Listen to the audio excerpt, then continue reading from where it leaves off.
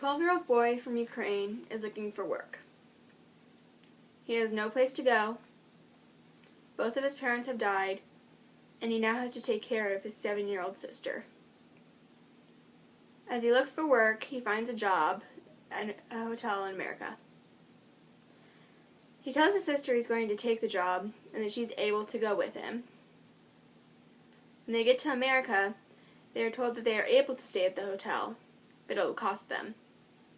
Their bosses would have control over everything that they own. Their clothing, their money, their passports, everything.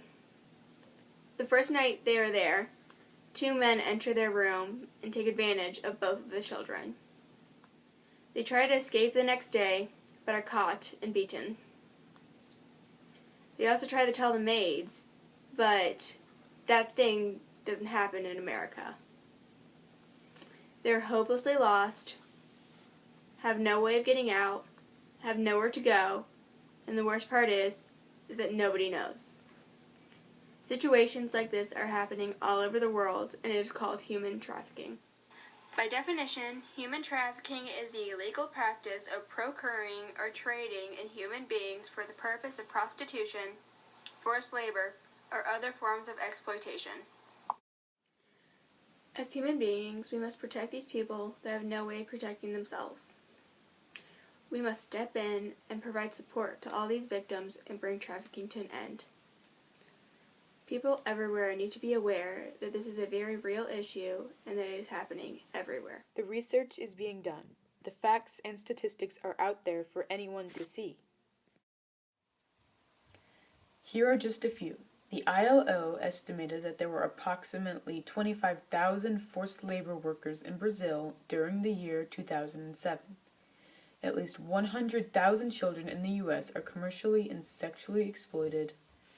Almost 4,000 of those children are in New York City alone, and 50% of them were males.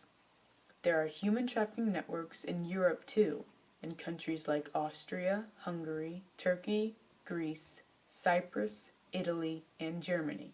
Human trafficking is an organized crime. It affects so many people in a way that will scar them forever. Even if they are rescued from their situation, they still need years of physical and emotional recovery. Most victims need surgery to ensure their survival, and the memories will never fade. They will always have to live with the fact that they have been forced into slavery, usually for years, and they can't do anything to change what happened to them. They will never be able to go back to the life they had before being trafficked. They have to live with the burden of someone else's wrongdoings for the rest of their life. Along with this, not many people are aware of this crime, and those who are don't know what all is included.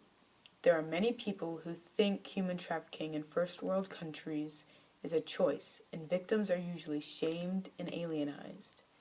People often believe it is a third world issue and that it doesn't occur in Europe or even America. These people need to become aware and realize that this affects them too. This crime normalizes the act of taking advantage of other human beings.